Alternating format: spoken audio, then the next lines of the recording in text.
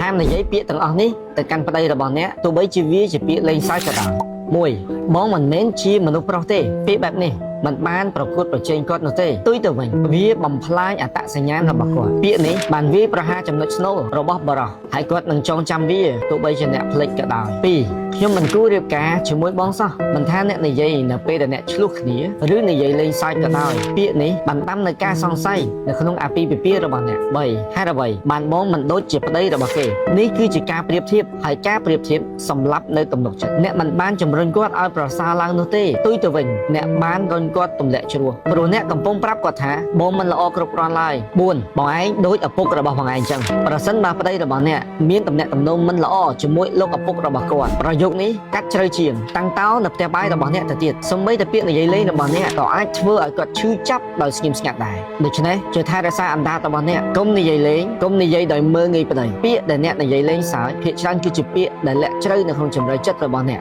មនុស្សប្រុសកម្រនិយាយអ្វីដែលនៅក្នុងចិត្តរបស់គាត់ណាប៉ុន្តែគាត់ក៏ងាយស្រួលប៉ះពាល់ផ្លូវចិត្តដែរ